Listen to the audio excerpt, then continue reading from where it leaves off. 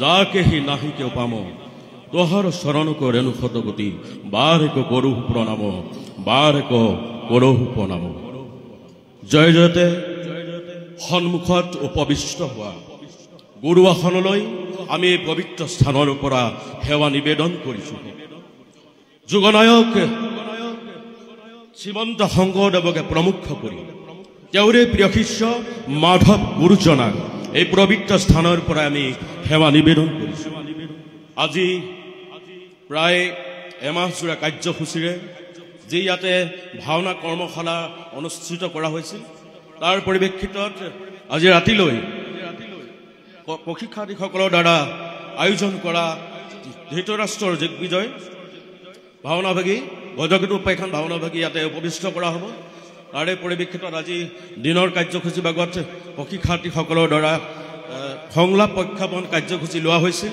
ইতিমধ্যে প্ৰায় শেষ হৈছে আৰু এতিয়া বৰ্তমান আমাকো এটি সংলাপ প্ৰক্ষেপণ কৰিবলৈ কৈছে গতিকে আমি শকুনি প্ৰতিশোধ নাটক ভাগৰ দৈত্যধন আৰু কৰ্ণৰ এটি দৃশ্যাংশ কৰিবলৈ আগবাঢ়িছোঁ ভুল ভ্ৰান্তি হ'লে ক্ষমা কৰি দিব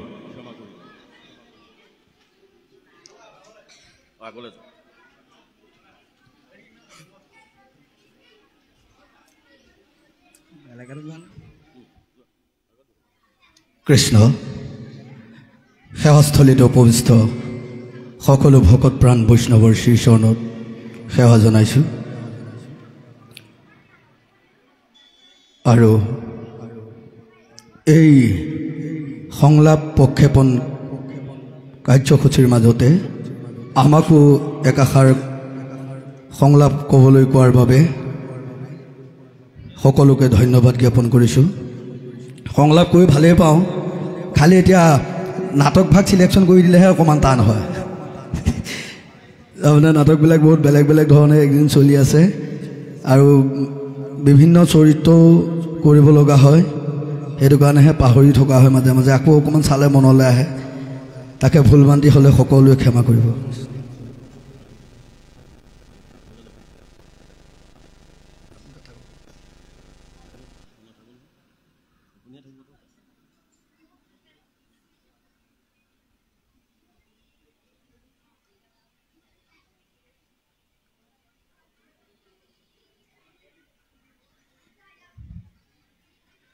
কোন কোন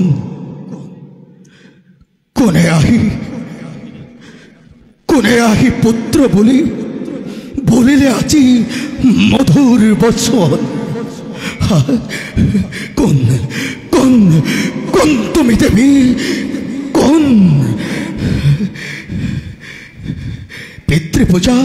পিতৃপূজা শেষ হ'ল মোৰ বাকী থকা ফুলৰ অঞ্জলি তোমাৰ চৰণত কৰিলোঁ অৰ্পণ মাতৃৰূপে তুমি কৰিবা গ্ৰহণ কি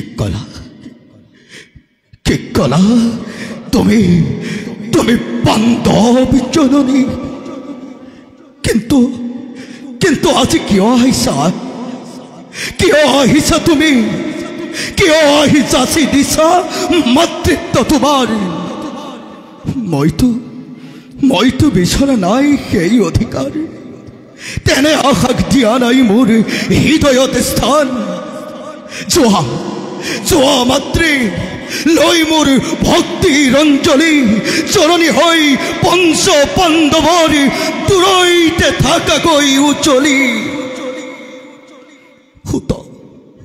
সুত পুত্ৰময় অধীৰত ৰাধাৰ তনয় নাচাপিবা মোৰ কাষ কৰিছোঁ মিনতি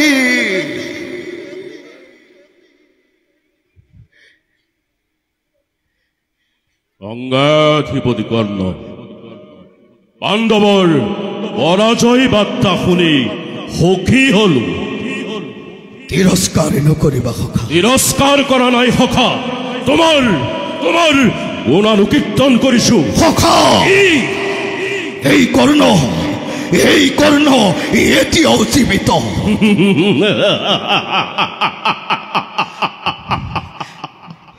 এটা সামান্য কুৰুসেনায়ো অলৰীয়া হৈ জীৱন ধাৰণ কৰিবলৈ লাজ পায় অংগৰাজ।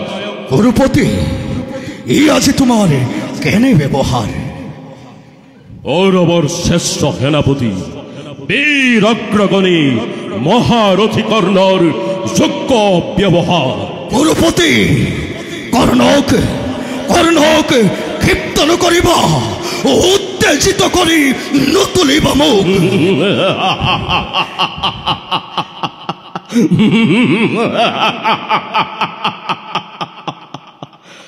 ভকুত দেখুৱাবলৈ তুমি মোক নাৰী জ্ঞান কৰিছা অংগৰাজ। জানো তুমি মহাৰাজ প্ৰচণ্ড প্ৰতাপী, জানো বীৰ তুমি নোহোৱা ৰমণী। সত্য কথা, নিসহায় নিৰ্ধনী কৰ্ণক দিছিলা তুমি ৰাজ্যদান, দিছিলা মণি মুকুতাদান। সেই বুলি এই কৰ্ণই নকৰে সহ্য এনে অপমান। তেন্তে এই ৰুজুধাৰে কোন পালে সহিব পাৰে কোৱা তেনে অপমান? কি অপমান? পৰাজয়ৰ অপমান। নাই, কৌৰৱে সেনাপতি পলায়নৰ অপমান। নাই সখা, অন্ধ পৃথিৱীৰত জনে প্ৰচাৰ হৈছে আজি মোৰ অলংক কাহিনী। পাতে ঘাটে আলোচনা, বনবাসী পাণ্ডৱৰ নিপুণ চানেকি চাই ৰাণ পাণ্ডিত্যৰ ঈদ হল আজি কৌৰৱৰ বিৰাট বাহিনী।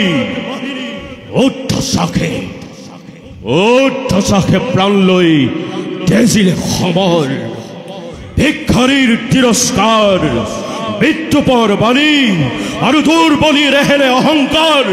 কোন প্ৰাণে ভাৰতৰ একছত্ৰী সম্ৰাট হৈ অম্লান বদনে আজি লমিহিৰ পতি। মহাৰাজ নালাগে বুজাব, আৰু নালাগে বুজাব তুমি এই কৰ্ণক। প্ৰত্যক্ষে পাইছো দেখা অন্তৰৰ মনোব্যথা বেদনাৰ ৰেখা। কি কৰিবা গুৰুপতি, নিদাৰুণ কোৰ নিয়তিয়ে নিৰ্মম হাতেৰে আজি ভাগ্য চক্ৰ মোৰ প্ৰতিকূলে দিছিল ঘূৰাই। কিন্তু ইবাৰ সতৰ্ক মই, নোৱাৰে চাপিব কাষ, নোৱাৰে তৰিব আৰু ষড়যন্ত্ৰৰ জাল। গুৰুপতি, দিয়া মোক সুনিপুণ সাৰথী এজন, শেষ কৰো মই কুৰুক্ষেত্ৰ ৰণ।